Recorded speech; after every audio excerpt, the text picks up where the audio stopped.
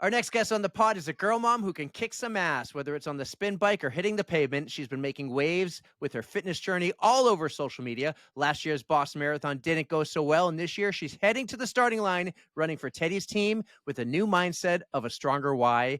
We can't wait to hear all about it and the rest of her story. We are wicked excited to welcome Alyssa Pannozzi to the On the Runs podcast. What's up, Alyssa? What an intro. Thank you. You nailed it. Nailed it. Pumped to he be does here. Such a good job.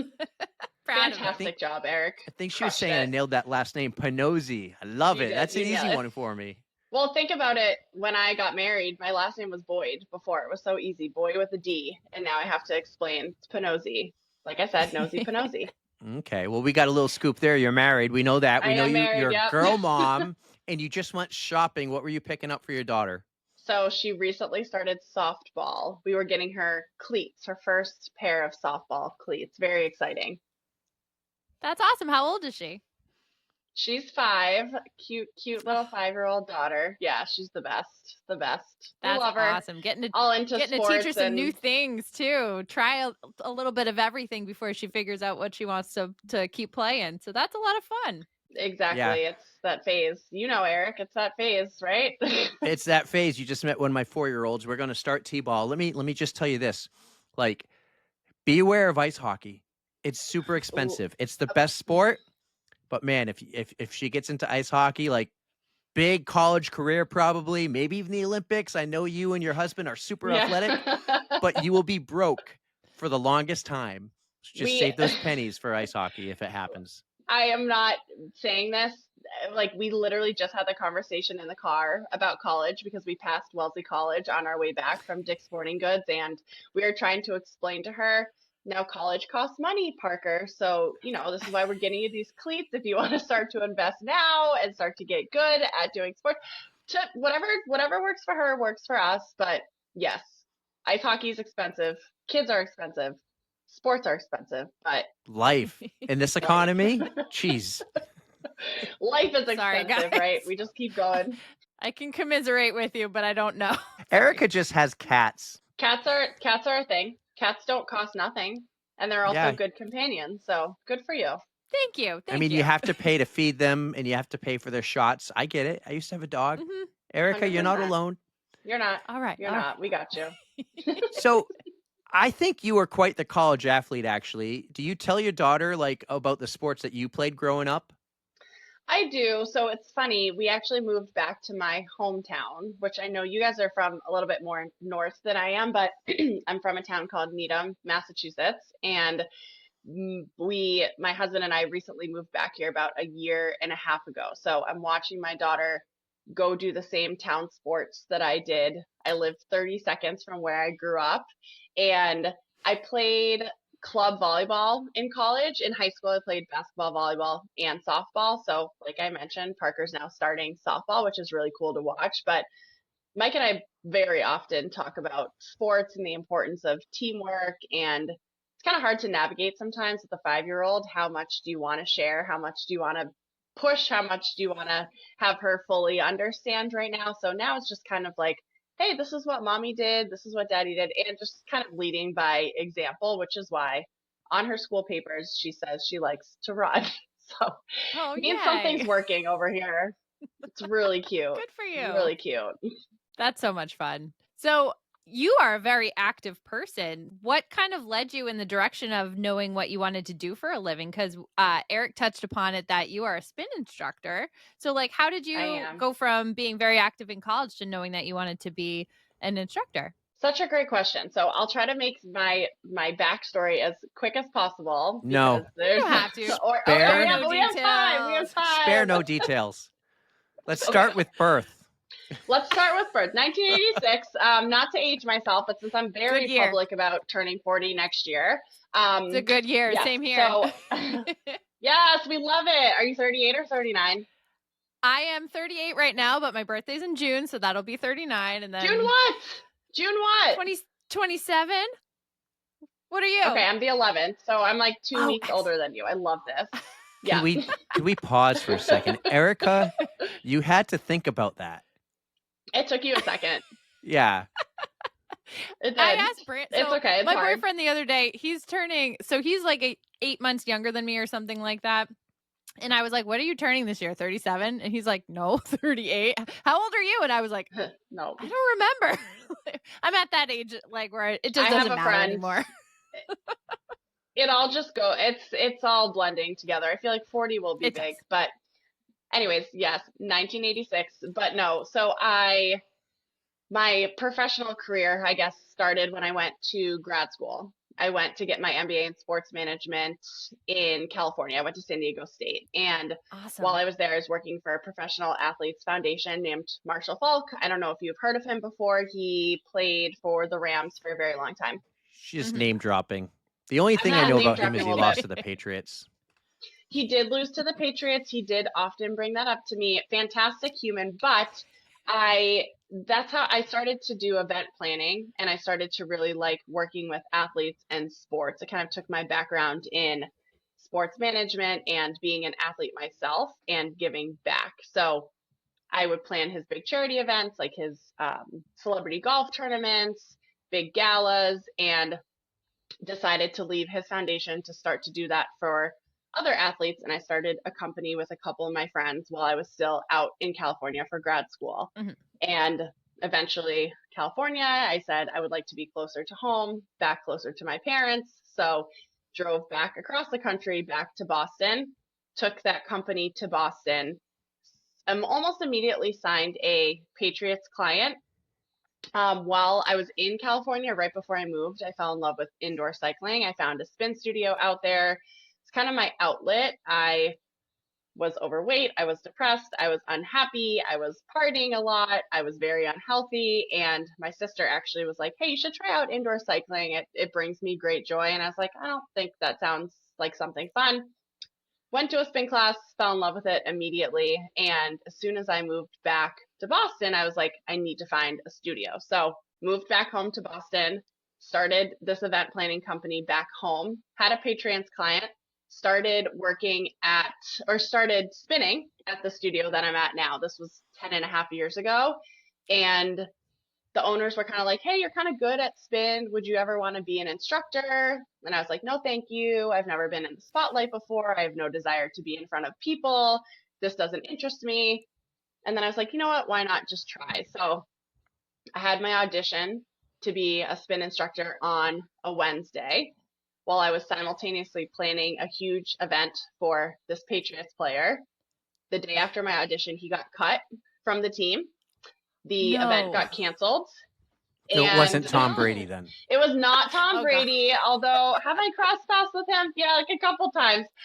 So No big deal. that also in that same no big deal. I did a huge career pivot in that moment. Like I'm a very firm believer in everything happens for a reason. So the event planning company kind of went to the side. I started to step more into the space of teaching fitness. I found that I actually really loved working not only as an instructor, but I really liked the company of Rev'd. So 10 years later, here I am. I am the director of core relationships at Rev, so it is my full-time job. I Awesome. work on the business side. When I first stepped foot into Rev, there was only one. We now are a franchise. We have locations across the country, many more to come. So I've been a part of the company for a very long time. So I always say I kind of stumbled into teaching. I never had the dream of being a fitness trainer. I just decided, hey, you know what? I want to be able to help people the way that spin has completely changed my life, which kind of is now my whole world is just doing what I can to use my platform to help inspire others. So kind of quick, there's a lot that has happened in that last 10 years to get to where I am today, but the universe kind of said, hey, you're meant to shift and go into a new direction, and here I am. So How cool. Very, very brave of you for just being like, you know what? This is where it's going to take me and I'm going to roll with it. And look at you now. It's brought you to this amazing place. And I have to admit, I was creeping on your socials a little bit and I saw that you were just out visiting one of the Portland, Oregon studios. So you got to spend some time out there. How was it? it was awesome. It's really It's crazy. Like I said, so when I first went to Rev'd, there was one location in a little tiny town called Dedham, Massachusetts, which is 10 minutes from my house. There were Yep. maybe 3 or 4 trainers there. And after we decided to stay open during COVID, we committed to becoming this great fitness conglomerate, if you will. In 2022 or 2023, I think we started to begin the franchise process, more so because we knew that we wanted to be able to help as many people as possible. And in order to do that, we had to grow. So Yep. this was my first trip to another Rev'd outside of our Boston studios. Oh, how And cool. being able to teach, yeah, it was life changing, to be honest. It was really cool to see that the athletes that came through the door were exactly like the ones that come to my sessions in Copley and in Dedham. And the trainers were so welcoming and so awesome. Like, to see that we've worked so hard to build something, to see it replicated on a 6-hour plane ride across the country was something it's hard to put into words, honestly. It was so cool, and so much fun. Yeah. Portland is cool Amazing. too. Are you looking to travel more for work? Is that something you're excited for? Totally. So, yeah. And I think the last 10 years was so much of just putting my head down and grinding, to be honest, which I'm now doing in a different sense. But all that to say, I did not like to travel. I get uncomfortable having to pack. I'm very scheduled. I'm very type A.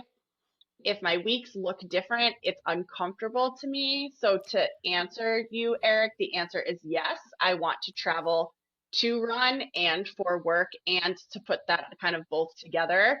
And people are like, who is this, Alyssa? I don't know who this is. You're going Right. to different countries and continents this year to run races. This is unlike someone that I've ever met Yeah, we're of going to you ask about before. that.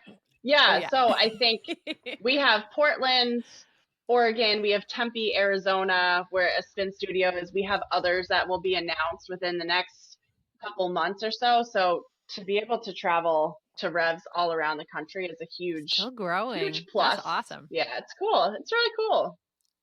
So I want to go back to around the time he asked you to be an instructor, and you're like, man, maybe you had the big life moment change.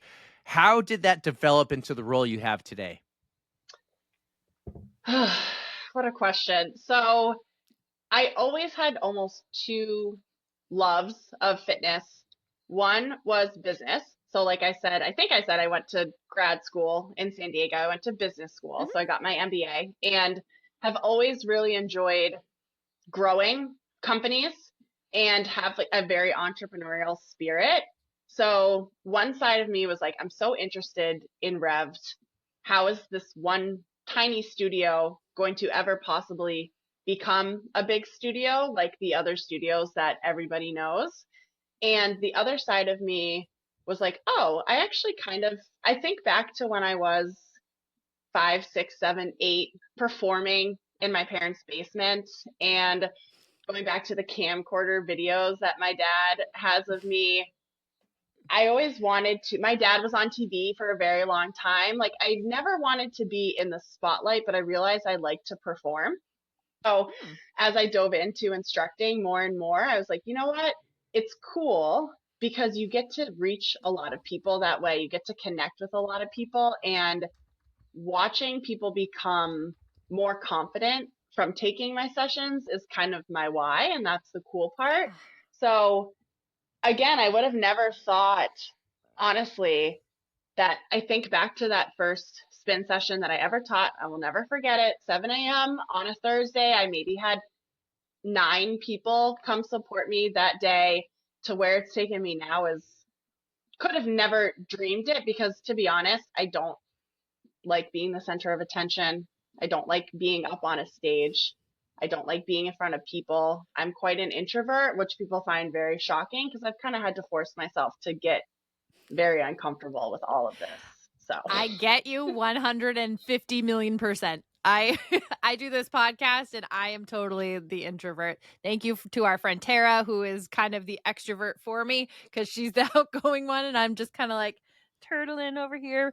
But I mean, I 100% get that. You just get so comfortable like with your routine and just being the known. The known is comfortable. So that's where it gets Well, you know what's funny? gets to the When I Yeah. met you, I would gather that about you because I can pick up when people like I saw you. I'm like, oh my God, it's Erica from On the Runs, and you're like, yeah, hi, that's me. Like it's so uncomfortable, but it's so awesome at the same time, and I love it because I know that you guys are the same. You're just trying to make a difference by having people Mhm. on that have really cool stories, and I think authenticity, you tend to find each other like that. So thank you Mhm. for being able to relate. It's an interesting, funny thing, and people are like, I would never guess you're kind of an extroverted introvert. I'm like, yeah, I don't really love being around Right. people, to be honest. And my friends know when I reach my max, they're like, oh, Alyssa's got to go sit in a corner by herself. She needs to recharge. So Yep. The social battery drains pretty fast. Well, let me tell you, Erica has really, grown outside that box in the last couple of years. And we got an email the other day that we really can't talk about, but she's having a little anxiety attack currently about it too. in a good way. In a good way. It's a great thing. But more on that probably in a while.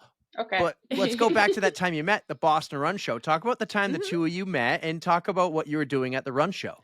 So that was kind of a fun story. I'm curious to know. So we were chatting just right out front before you even got into the Run Show. But I was chatting with I can't remember if Mike Seaman was still there or if he had to leave, but we were talking to Josh Vernon.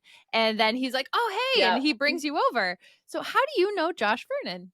How do I know Josh? I think I met Josh at an event at Reebok a couple years ago, probably 3 or 4 years ago. I'm pretty sure. And he's one of those people that you just immediately are comfortable around. So I'm curious, how do you guys know him? Do you want to go into this, Eric, or me? I'll answer You it. can Okay. go ahead.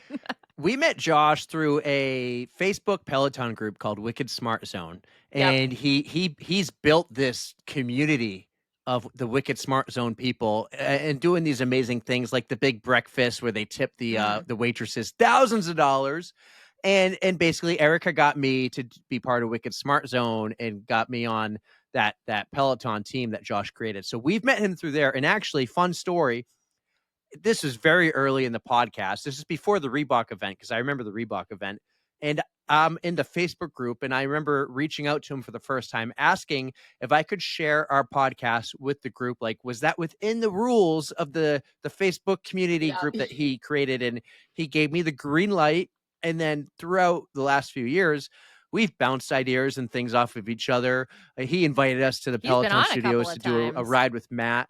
Right. He's been on a couple of times. He's taken on this massive triathlon journey to the point now where he has his own triathlon podcast. And I'm going to take some credit. He never did one before the podcast, and he heard my story. I think I'm the reason behind his triathlon success. I believe you've influenced him in many a way, it seems. Yes, absolutely. But at the same time, we wouldn't be who we are if it wasn't for Josh, because like at the time he came on the podcast, he shared it with that community group. Like when we had his episode at that time, like our downloads doubled for that episode. It was like, oh my God, episode 12 had 20 downloads compared to our other ones that had 10. I'm making the numbers up, but Josh He really has been was a huge episode 12, supporter. though. He was real early. Was he? Yeah. How perfect. I think so. He was real early. Josh has been a journey. huge supporter of this podcast, and we're huge supporters of Josh and Janine and love the two of them a lot. Unfortunately, I don't get to see them enough, but Erica runs into them from. I do. Well, I mean, they're out there training for Boston.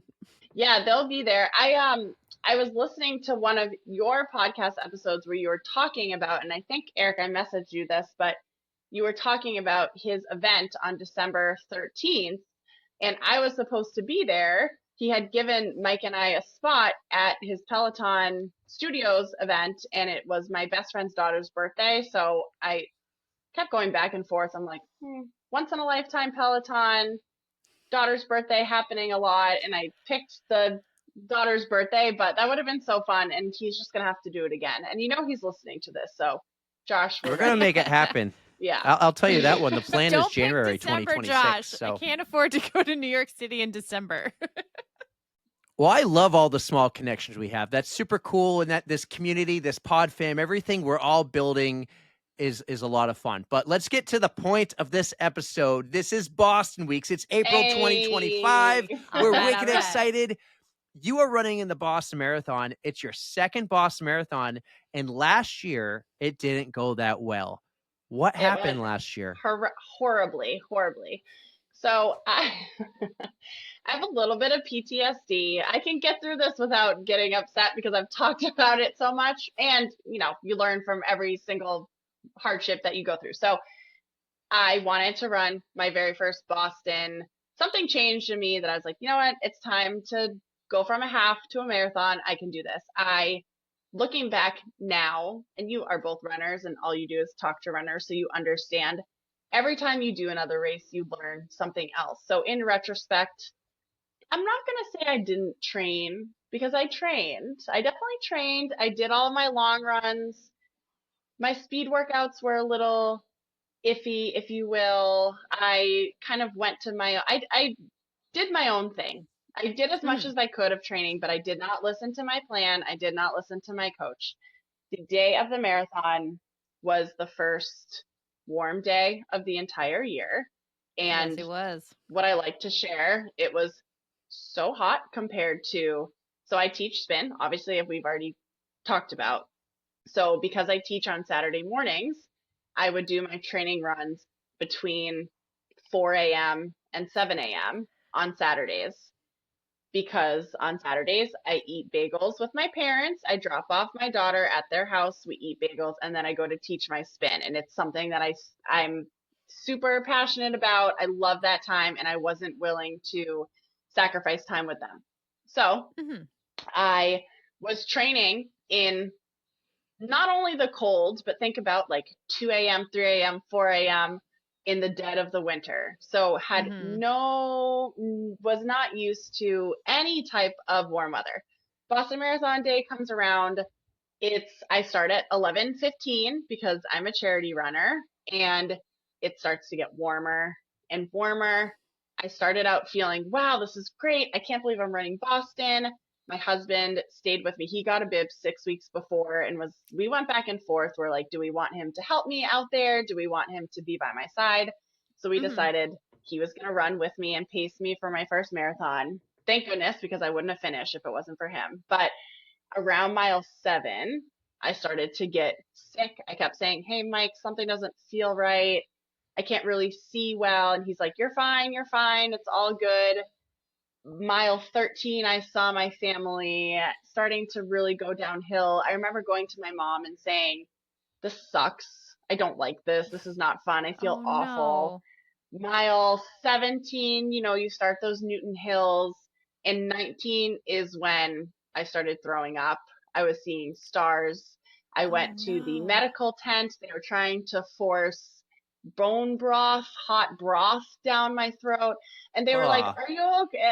It's like, again, a little PTSD, bringing it up. Traumatic, but I said to Mike, very traumatic. I walked out of the medical tent at mile 19 and I said, Mike Pannozzi, do not let me not finish this race. I am finishing this race. I don't care what it takes to get there. So from 19 to 26, I threw up probably every 10 minutes.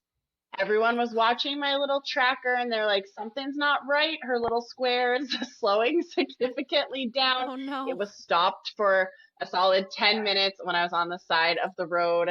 People were trying to say, like, you got to just call this quits. And I wouldn't do it. So kind of walked, ran, hobbled, threw up my way.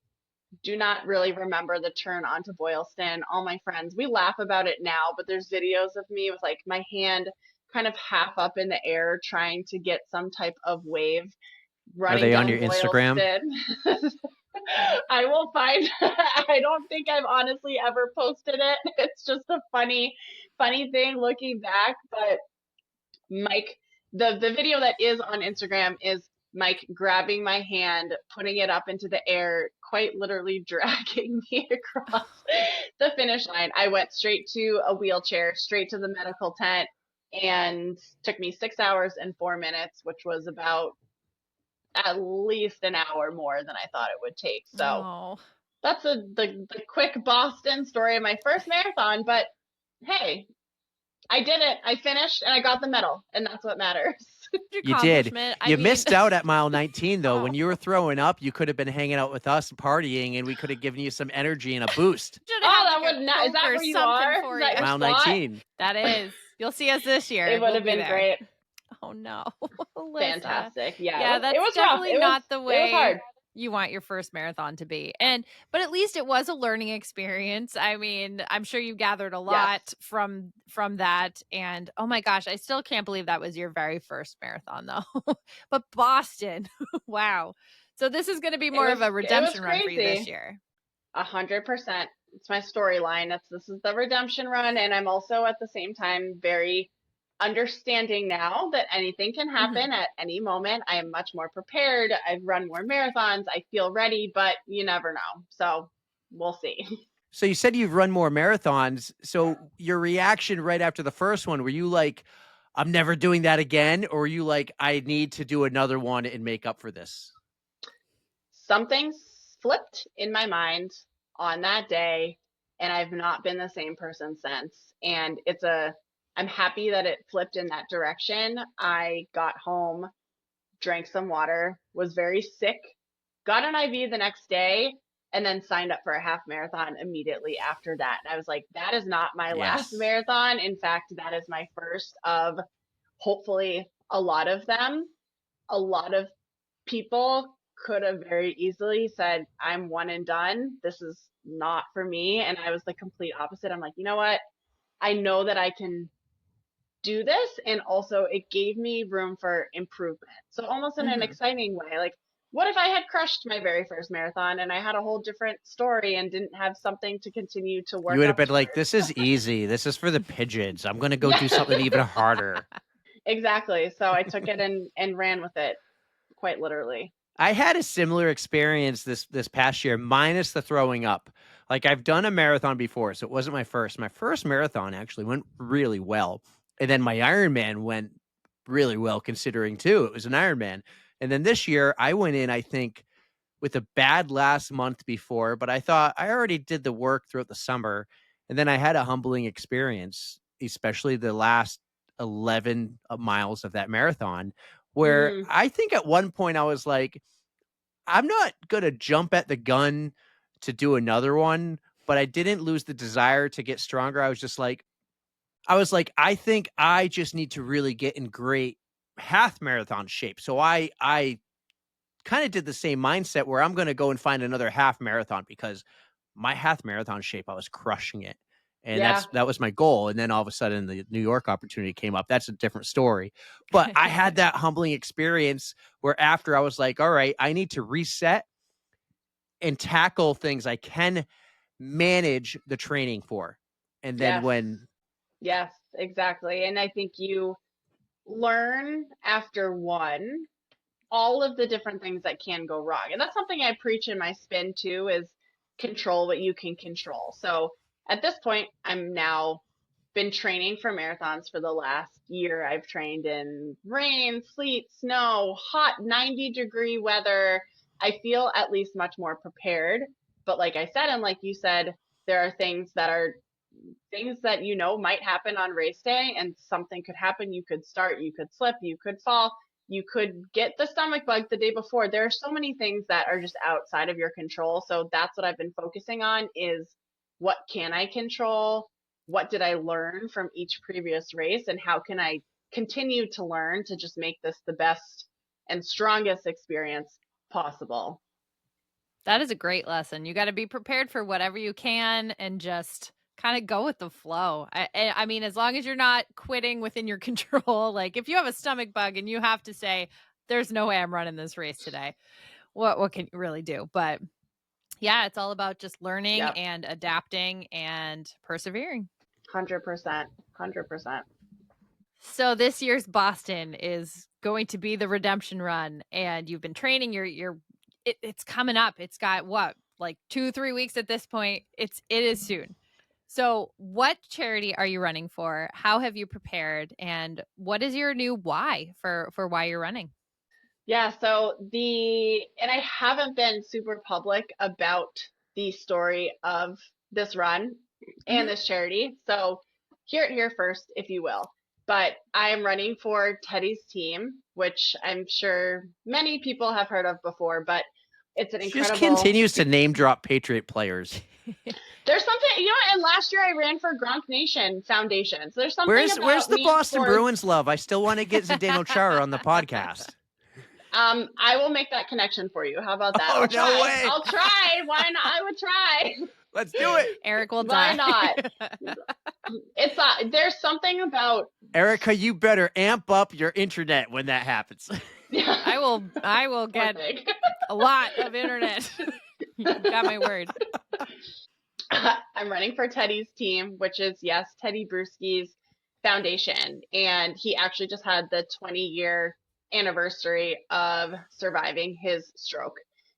So his whole mission of his charity is to provide awareness around stroke, celebrate stroke victims that have overcome amazing obstacles to survive. It provides support to families of stroke victims, helps people understand the awareness and signs. And it's such a meaningful story for me because I wasn't sure. So I'm sure we'll get into it, but I'm on this quest to check all the stars of the world major marathons off my list. And before I turn 40 next year, I don't need Boston, obviously, because I've done it already.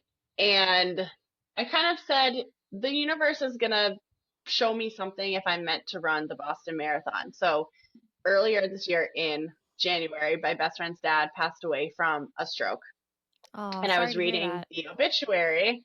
Thank you. It was a really challenging time. And I was reading his obituary, and it said, in lieu of flowers, consider donating to Teddy's team. This is January, so everyone already had their charities pretty much set. All my friends that were running Boston knew they were running Boston.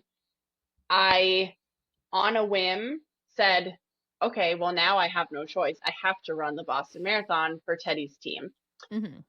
I went on the website. There's a wait list. I kind of pushed it out of my mind for a couple days. On the morning of my best friend's dad's wake, I said, you know what? I'm just going to put my name on the wait list. Not only 4 minutes after I pressed submit, the executive director called me and she said, Alyssa, you're not going to believe this. We just got 5 more bibs yesterday. I have given away 4 of them.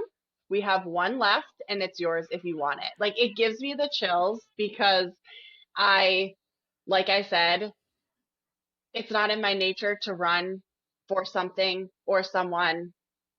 I had some bibs offered to me from charities that I was like, if I can't speak on my passion for it, then unfortunately I'm going to turn it down. Like, I'm just too authentic. So the fact that this bib came to me on this day, I woke up the next morning, I ran 15 miles right before his funeral, and it's just been such a strong why. I also am someone who suffers from high blood pressure, which means I'm at high risk for stroke.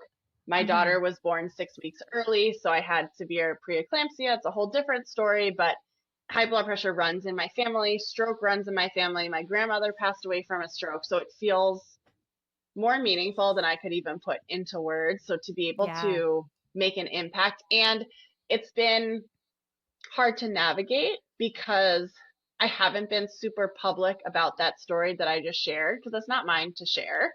It's okay on this and for this purpose. At this point, people need to understand my why and why I'm doing this, but it just, they say when you lose your legs, run with your heart. And that saying, even for this, means so many different things and so much to me. So I am beyond honored to be able to run for Teddy's team. It's the greatest.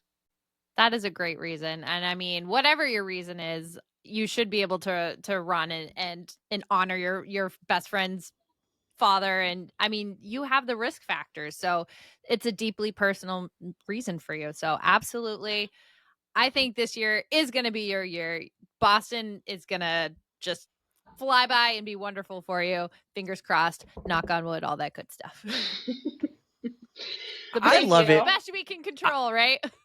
I love it because you have the story, you have the connection. Like anyone could probably get a bib from any charity, but when you have that story and that connection, it means a lot more. It means a lot more to all the effort you put in for fundraising. So you're fundraising for Teddy's team. I can't believe it's been 20 years since Teddy had the stroke, because Erica and I are from New England, New Hampshire. I remember that when that happened. Right. That was a big deal. And you thought maybe he'll never play football again. And then it was this huge story about how he came back and continued to play. And I think he even won another Super Bowl with the Patriots. He's had more than one. He's had at least 2 strokes, right?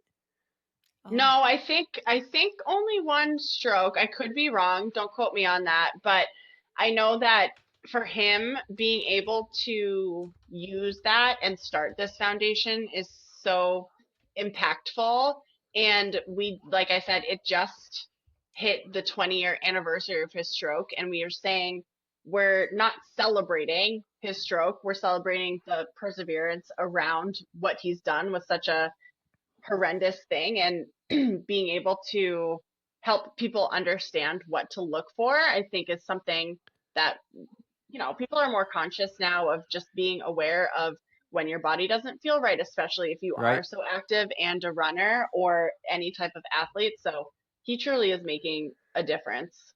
So I'm going to tell you what Google tells me. Google AI says that Teddy Bruschi is a 2-time survivor of strokes. He had a stroke in 2005. That was the initial stroke. And then he had a different kind. I'm not going to try to pronounce this, but it was called a TIA type of stroke in 2019. I'm not going to downplay any of them saying one was more serious than the other, but that's kind of what I remember. And it's amazing because a lot of times you see someone with a stroke and you see those effects. I don't know if I've noticed those kind of effects, but I love the fact that he's taking something that happened in his life and making an impact to so many others in their lives. And it's so much cooler that I'm sure Teddy's team is national, maybe even worldwide. But you always see and hear about it here in Boston at the Boston Marathon. You see all the runners with the singlets that say Teddy's team. And it's so cool to have you on the podcast talking about it, because we haven't had anyone talk about it yet.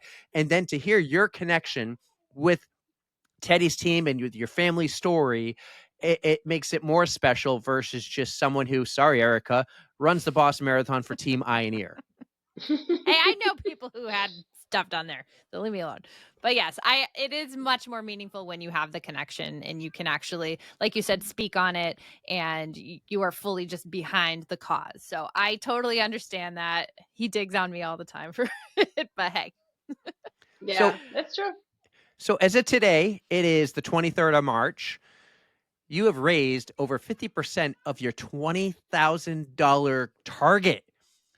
I don't think we've had someone on this podcast yet who has said they're raising more than $1,200. Your goal is 20 grand. How did you come up with that number? Was it like just said, hey, this is what you got to do? Yes. If you can't tell, I'm an overachiever. There's just something inside of me that's like always needing to do the most.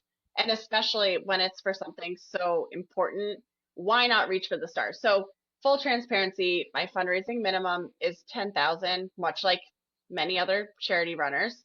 You got it. I have hit that. I could very easily be like, I'm done with fundraising. So my original kind of goal or reach was 15.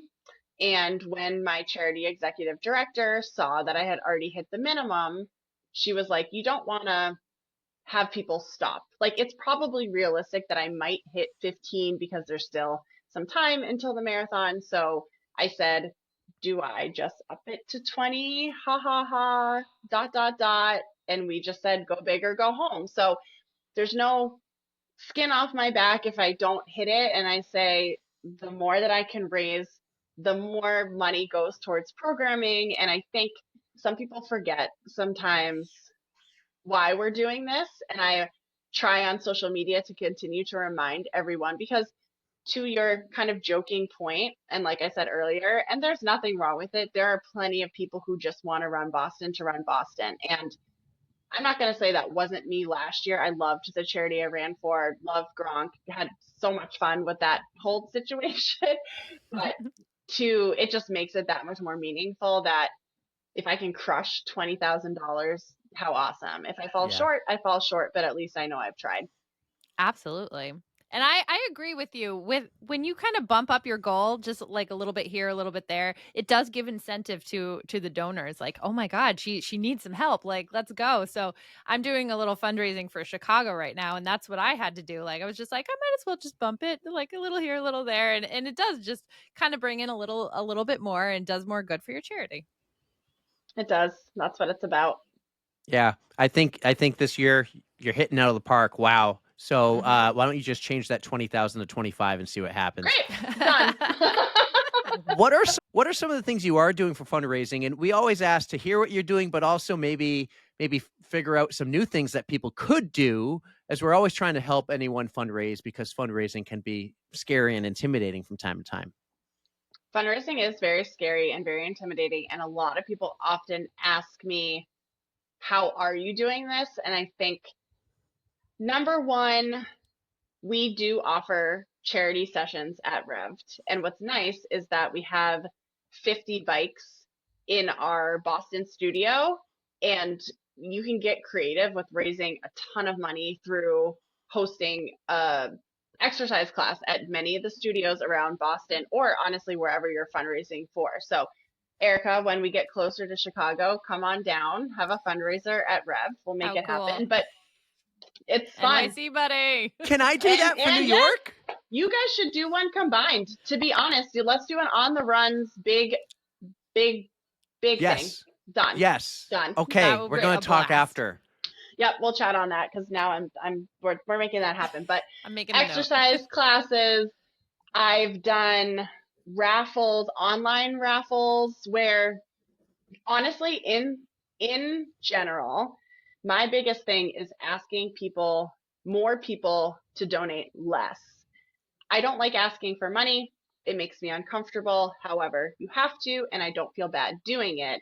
My thing is, because I have such a big network, if I can get a significant amount of people to donate $5, $10, $15, $20, $50, it got me to that 10,000 versus people feeling the need to donate higher amounts of the hundreds of dollars to me. Mm-hmm. So lots of smaller, impactful fundraisers. I've done Venmo campaigns. I've done March Madness. I got very incredibly lucky with an athlete at Rev'd who's become a friend of mine, and her company, Citizens Bank, private Citizens Bank, they donated $5,000 to me, which was wow.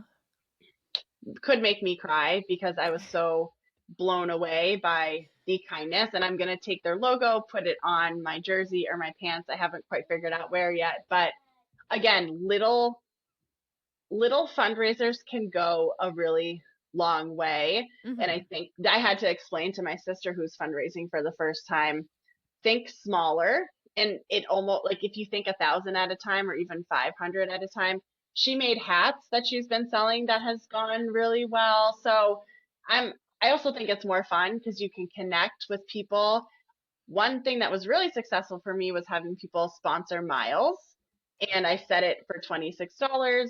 People were really loving that. I think people just want to, potentially some people like to get something in return.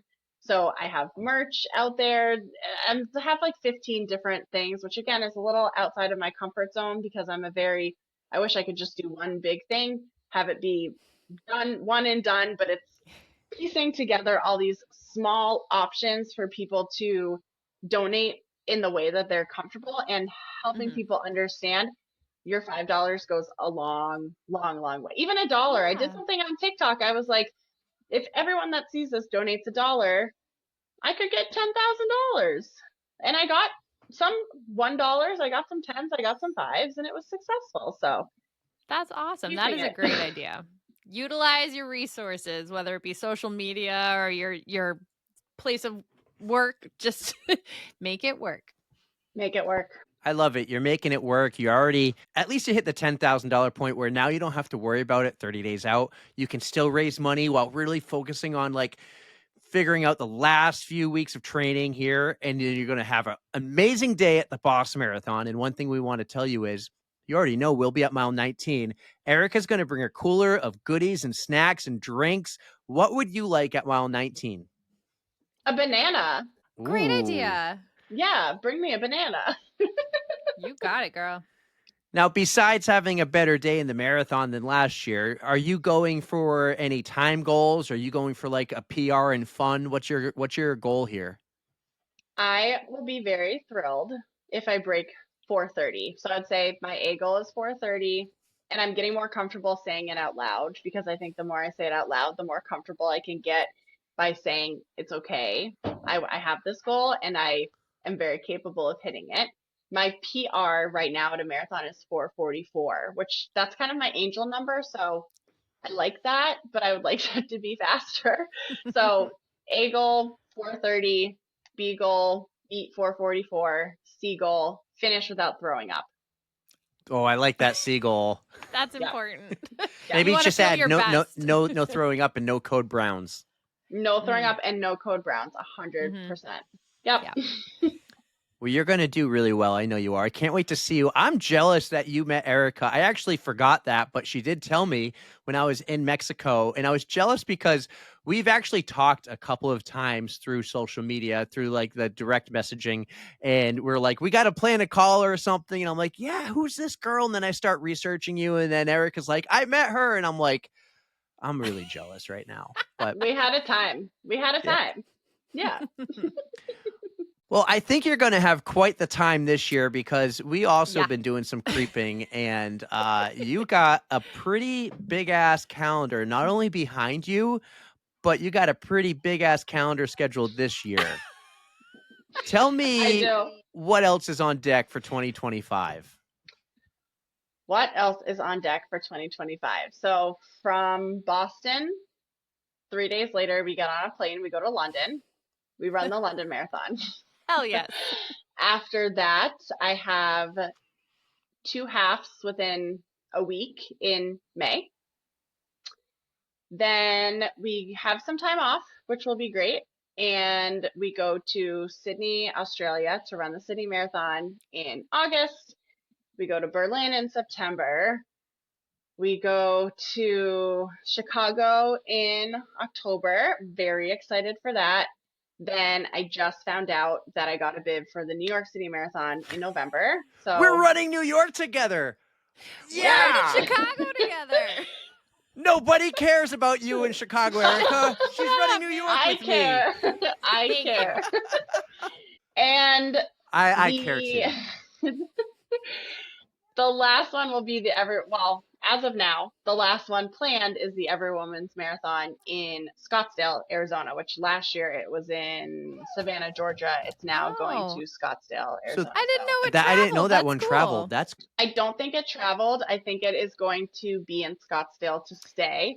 Last year was the first one of its kind, and I believe they needed to switch locations. So we're okay. excited about the change. Yes. Cool. Erica, you should do that because Catherine invited you last year. I know. Oh, I you should. was so You sick should. last It's year during it, amazing. so I'm glad I didn't sign up just because I would not have been able to run it. I had like that upper respiratory infection and I was like out cold, so. All right, so you named some pretty big marathons. I think you're missing one to get the 6-star. Is the goal Tokyo next year? Yes, the goal is Tokyo 2026, big party in Japan, family comes out. I have this all planned out. I just need a bib. That's just that one important part. Yep. So Pod Fam, we need to make this happen. We know some Yes. people who've gone to Tokyo before.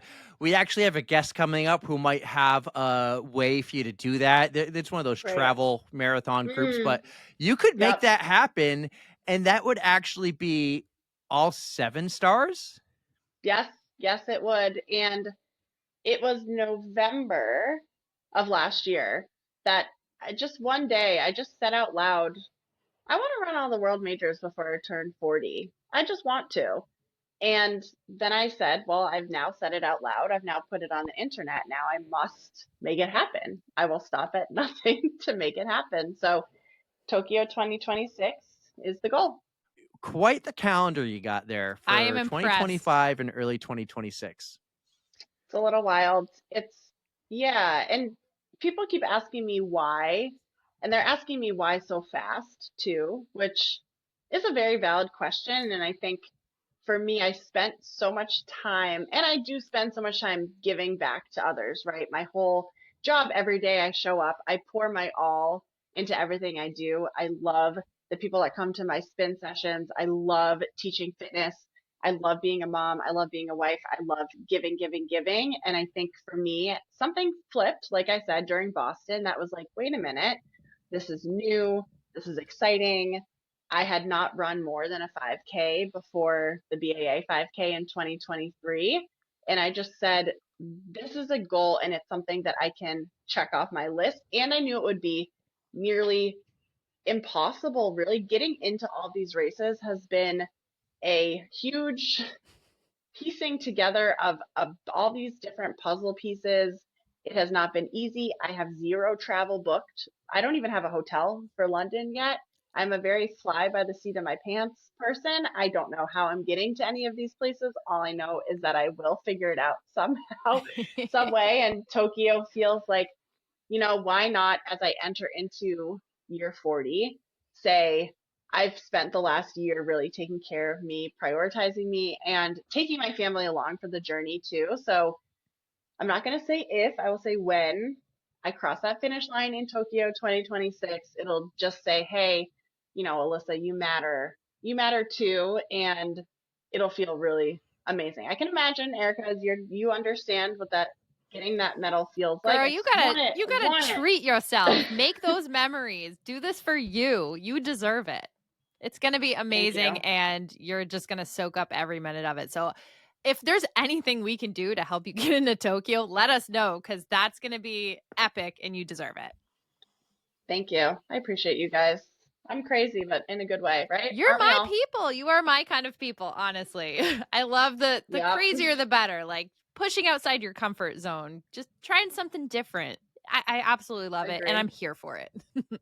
Thank You you. know, for Chicago, you should just talk to Erica, get on the same flight, don't even get a hotel, just crash her hotel room, Great. right? Perfect. And just hang out with her and Chad the Erica's like, entire time. And then We New got York, Jess too. Jess Lindemann's gonna be there. She's like an awesome. She's running Boston too. Should hook you guys up. They're like fun. she's Please amazing, do. and hopefully, I want to do like some kind of an on the runs meetup. I would love to do that. We should do that. I think that's the fun part too, is meeting different people. I stumbled across you guys because I got fascinated and obsessed with the world's greatest race. And now they actually followed me on Instagram, and I was talking to David. Mm-hmm. Is that the owner or the race director? yeah, David Kelly. Oh my Mhm. God, are you?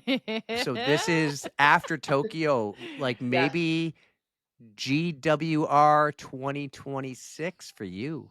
That is the goal. I actually told Wow. him that. I said I'm 100% in basically for next year. So it's I know that once I'm done, I will say, okay, what is next? And there will be a time that I want to slow down, and I understand my life and abilities, and when I hit that point I will. But anyways, that is how I found you guys. I think one thing led to another, and I stumbled upon your podcast and just fell in love with what you're doing because you talk to all people that are so different but all have something similar in common, which is our love for running and also just the desire to continue to get stronger, better, healthier, happier, and put ourselves through these crazy things. And I'm sure you guys would agree, but there is something about running a marathon and running in general that just changes you. It just Absolutely. does. You're something as I'm not the same. And when hard things happen, I'm like, if I can be training and figuring all this out, it just makes life a little bit easier. So kind of the why behind, like I said, everyone's like, what are you doing? I don't even think I've fully processed that I'll be getting on a plane and going to Australia and Berlin and it's crazy. It sounds wild, but I'm not the only person to do it, and I will not be the last. So You got to get that Delta One seat for that Australia trip. what's Yeah, that? get those seats that go down to a bed. Oh, I need that. My Traveling advice: style. stick with the same airline and just build the points. And then when you got those big trips, use the points for those comfy seats. I got that Chase Sapphire card. That's my number one. I did use that to get some points to buy one of the flights, but it's cool too because as I continue to dive into this journey, more opportunities are coming my way. And I think, like I said earlier, authenticity recognizes authenticity. And if I can partner with different brands or people or places to kind of help me accomplish this goal, even better. But again, just one trip, one step at a time. Exactly. You know, you brought something up. I want to dive into this now. This wasn't on my notes, which you never got to see because you're amazing for changing the quick schedule and doing this today versus when I'm traveling. I didn't get to see the notes either. But this, you brought up, you've gotten to work with some brands and you've gotten some opportunities because of this. And I'm trying to tell Erica, you know, post more, be more on social media. On it. You want to do the Great World Race one day? Let's do it. So how did you develop these relationships with brands over the years? Because it doesn't happen overnight unless you're really lucky. That is you hit the nail on the head. It takes time. And for me, all the opportunities that are coming my way are 10 years in the making of me posting consistently, talking to different brands. I hired an agent before I honestly was monetarily able to do so. I invested in myself, and she helps me just kind of look at myself as a story. So much like brands, I work in quarters, right? So my Q1 story was, okay, she's going to try to do all of the world major marathons. My Q2 story is now Boston and London and kind of the redemption run. And I think people get attracted to stories and following people's stories. And that's how you kind of get brands to attach themselves. So I had to learn the hard way. I don't know if you guys saw, but long story short, I was given a bib for Tokyo 2025, and then they said, "Oh, never mind. Sorry, we actually are going to take this back." They took it away? So, oh no. They took it away. They actually gave it to somebody else that I know very well, and there's no hard feelings. I was very happy for that whole experience, but it kind of the brand that offered me a bib is not a brand that I truly cared to associate with at all. I was kind of going to sell out to get that bib to check that one off my list. And it was a good reminder to me to say, stick with the people and the places that are going to work for you. So there's the authenticity my biggest thing. Yep.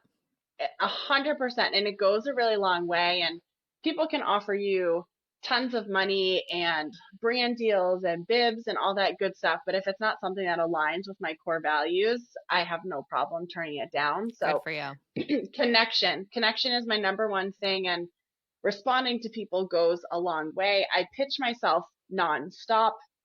Last year I ran New York for Dunkin' because my daughter quite literally one day was like, you should run the New York City Marathon for Dunkin' Donuts. And I was like, hey, I should. You're right. So put together a whole presentation, pitched it to them. They ended up asking me. And yeah, it's all just about putting yourself out there, aligning yourself with the brands, people, places that sit right with you. And it's going to take you a long way.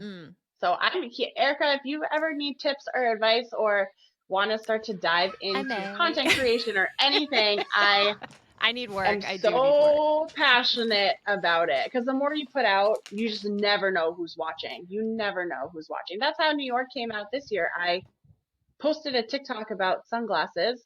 It happened to go viral, and a sunglass brand reached out and was like, hey, I saw your TikTok about you not getting into New York. Do you want to run for us? And I said, sure. So you just never know. That is true. And you get a lot of no's before you get yeses, and staying confident and just continuing to go on. And it's not bad putting yourself out there. There's a second reason I asked that question because 100%. There's a second reason I asked that question. Part of it is because when you found us around the Great Road Race, you did send that message to me, and you didn't ask to come on the podcast, but you just said, and I didn't go back to research it, but what I remember was you were someone who believed in us, and we've had a few of those people recently, and I was like, check this girl out. And she loves it and believes in us and believes in everything we're doing on our social media. And you wanted to like set up a call and something. And we're slow at that because we do this as a passion project and we both work full time. And as you can tell today, I have little ones and you had a little one who ran in the room, and we're all trying to do this passion projects and these dreams of ours. But you sent me that message and I'm like, this girl's awesome because not only does she love us, she believes in us from day one. And I was like, that's super cool. We've had a few of those and you're one of them. And I love that. I love that. Again, I just thrive off of connection, but it has to be the right type of connection. So Absolutely. the second that I started, and you guys have gotten me through a lot of my long runs, to be honest, a bit top long run podcast. And I am so attracted to people who just do things because they care. I know, my husband and I started a podcast. We had it a couple years ago. We recently That was my next brought it question. back. Yeah, it's for no other reason than if we get a message from one person, it makes us feel like we're doing our job. And I had no intention of ever being on this podcast. When I sent you that message, I heard you, I saw you, I see what you guys are doing, and I loved it. And that's also my whole new job role too, is just how can you connect people and connect people to each other, and people that are all just trying to make a difference and do good stuff should all just celebrate each other. So I appreciate it. Well, actually, when you first reached out to come on the podcast, that was just when we threw out the Boston feelers for the little mini 15-minute episodes. And you were like, I would love to be on for a quick bit. And I was like, nope, you're coming on for the whole thing. Flattered. So let's talk about podcasting then. You do have a podcast, Why Stop Now? And recently you've put out a couple new episodes. Tell us about the Why Stop Now official podcast. It's a lot of fun. So my husband, Mike, and I started the Start Now podcast about a year and a half ago. And full transparency, we moved and we packed our podcast equipment away, and it sat in my office, and I kept saying, I want to bring it back. I find so much joy in just chatting with him. And we recently had our first guest, so we haven't even mastered how to bring people on it yet. It's just kind of us having conversations about parenting and what it's like to work in fitness and what it's like to run and different tips.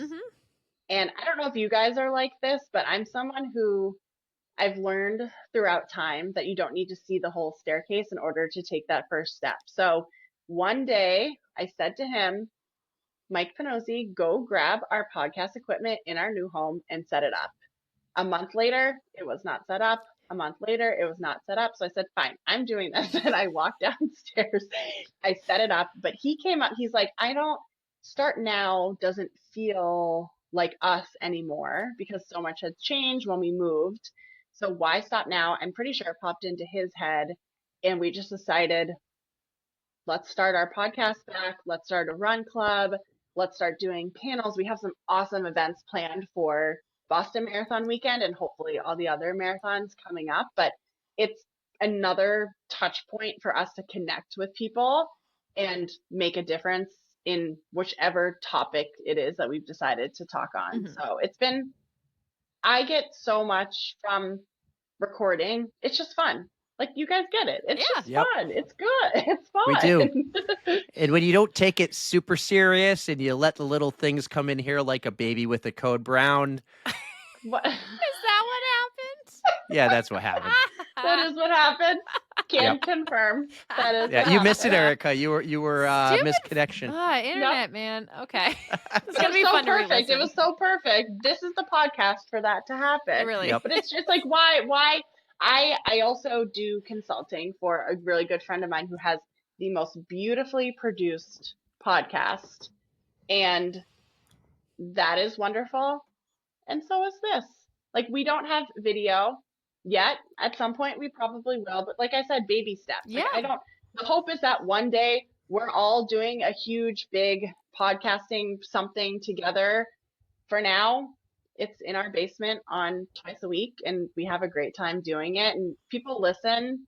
That's what matters. There you to go. me. You're having Even if they don't, you're having whatever. fun with it, and once it stops being fun, that's when you know it's just not right. So that's kind For of like everything. that's kind of what we've been doing. Once it starts feeling like work, that maybe it's just time to I rein it in. I like what you said before that better because this is work now, but it's a lot Well, of you fun. enjoy the work, so that's also Yes, a it's a thing. lot of fun. So when it's not fun anymore, There you go. I'll stop.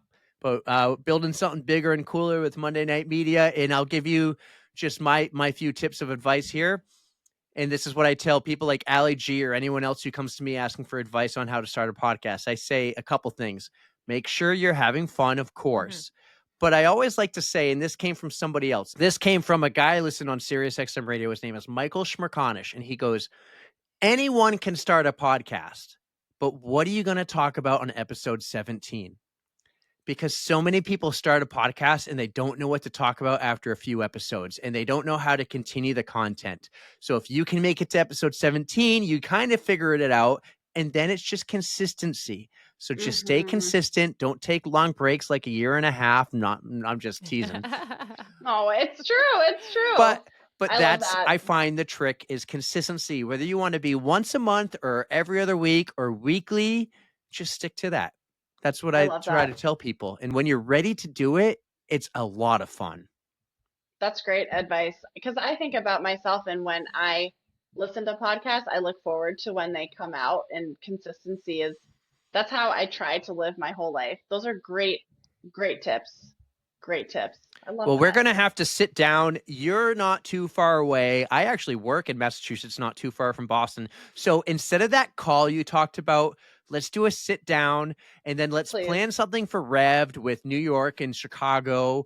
Honestly, let's just do it for New York. Honestly, Eric already reached her goals. I'm 100% happy with supporting Eric on this. So I will show up and be the co-host and have some fun. We'll talk about that. We'll have you back after you do all your marathons. I want to know about the recrap. Sydney. We got to hear about Sydney. Yes. That one I know nothing about. So you're going to be my insider. And I want you back on our podcast, not our little side podcast called The Recrap. I want you on ours for that. So we have so much more to talk to you about. You've been super gracious with your time and changing schedules and everything. But we have 2 more questions, at least 2 more. So I'm going to go first, Alyssa. You've been listening for a little bit this year. You know I am planning this epic pasta dinner. I don't even think it's imaginary anymore. I think this is really going to happen. I would love but that. You can bring anyone. You get a +1. You can bring anyone, alive or dead. I'm not even going to say from the running world anymore. Just anyone, alive or dead, who you take into our On the Runs pasta dinner. So I did think about this because, like, I am an avid listener. Thank you. My daughter, she's my running, and so we're gonna have to make this dinner. You don't have to be 21 to attend. It can be kid friendly. I'll bring the boys. Fantastic. Great. Even better. But she is such a big part of this journey for me, and watching her watch me, it just brings a big smile to my face. So I can't imagine not having her there with me to be like, oh my gosh, look at all these people who are also doing really cool stuff. This is what I learned from this person. This is what I learned from this person. Like, I planned out this dinner in my head earlier today, and I saw her sitting with me, and now I see this will happen. I love that. We will. Yeah. That's so special. Yeah. Her name is Parker, right? You said? Yes. Excellent. Parker has a seat at the table for sure. Yes. Right. All right, Alyssa. So I have my big question. So we have that amazing Spotify playlist, and we like to invite our guests to add a song to it. So is there anything that you are hyped up to while you run that you would like to add to our list? So also I thought about this question, and it's hard because as a spin instructor, all of my music is, number 1, so good. Number 2, they're all remixes named super weird. So I tried to find one that would make the most sense. Third party free. That's like my go-to. Have you heard it? I don't Do you guys think know so. Third Party? It's an EDM song. Pulls at my heartstrings. I would say anything third party. Like, whenever I make a motivational video, or for some reason that song always comes on towards the end. I shuffle my playlist. It's always just meant to be, but Third Party is like pulls at the emotions to get me through. Perfect. I'm going to check that one after that. It's going to end up on the playlist and I'm going to rock out to it, I'm sure. I love it. Alyssa, you have been amazing. We have so much more we could unpack right now for the next couple of hours. We can't do that tonight, but we do need you back. Maybe even before you do all those marathons.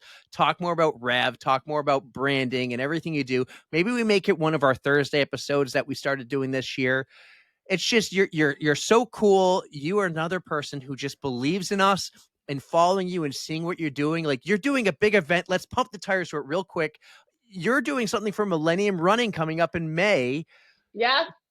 Tell us about that race and tell us why we won your bib. Oh my God. Oh my Breaking God. news. Breaking. Everyone else who commented, you didn't win. Erica and I got the bib. Sorry, guys. So the good news is there's still 4 days to enter, so people can still enter. There is no bad news yet because I don't know who has won. But the Run to Remember is where I hold my half marathon PR. So I love the Run to Remember because, long story short, like I told you earlier, I finished Boston, needed more, and the Run to Remember, I heard really good things. So I'm partnering with Millennium Running and the Run to Remember to spread awareness around the race. So I'm doing a giveaway, which may or not be over by the time this airs, but I do have a discount code for people. So if anyone is listening, I'll have to give you the code because I don't know it off the top of my head. You can put it in the show notes or something. Perfect. But the Run to Remember is Memorial Day weekend. It's the Sunday of Memorial Day this year, and it is so fun. It is fairly flat, pretty reasonable course, a really great half marathon. Like, swear by this race. So pumped to be partnering and just kind of enter into the running space because I feel like I have indoor cycling on lock and running is a little bit new to me. So these partnerships are fun. Well, Let me tell you, the Millennium people are awesome. They live right down the street from I was us. just going to Oh, say, We you picked actually- a great crew. Yeah, they put on an amazing event everywhere they go. It's been cool to see them expand beyond New Hampshire the last couple of Like years. Clearwater? Well, that one too, but like now in Boston and everything. We've had some people on from Millennium before. The week before that race, we're having someone else from Millennium on. That's been scheduled for a while. So it's going to be really cool to get some behind the scenes stories right before that Cool. race. I'm excited. I actually think my schedule might allow me to be there because, sad news, we're not going to go to Boulder, but Oh, bummer. another year. I think, though, our plans for May just happen next year, Erica. So Boulder might have to wait another year after that unless this becomes our full-time fun time. Like Alyssa said, we thing. got to just take it one step at a time. So if it happens, right. cool, but we'll let it happen as it goes. But I think I'm You going to never see know. you at that race. And I hope Let's to see you at the manifest it. Boston Marathon. I hope to see you Saturday before the marathon at the Expo. I plan on being down there. Erica's running the 5K. I'm going to I'll get the be there. content. And then we're We're doing New spending the York. day. Like, this is going to be a lot of fun getting to know you over this summer, watching your journey throughout all these marathons. You're going to crush it. You're going to have fun. PR and fun. That's what I say. Go out there, PR and love it. fun. Thank you. I'm very inspired by talking to you both today. So Oh, thank thank you for you. giving me the motivation and for your vote of confidence in me. It means a lot, truly. You are going to just Well, be that's- amazing. We're so happy to follow along on the rest of your journey. Like, you are just out there crushing it. So you got this, girl. Thank you, guys. Thank Everyone- you. Thank you. Everyone out there, download your BAA app. Go find Alyssa Pannozzi. Track her, cheer her on throughout the marathon. Can't wait to see you pass us at mile 19. With a and banana. I can't wait to We got a talk to you banana. more. With a banana. Thank you. Thank you. I appreciate you both. Guys, that was wicked awesome. I really hope you enjoyed it. Alyssa Pannozzi on the On the Runs podcast.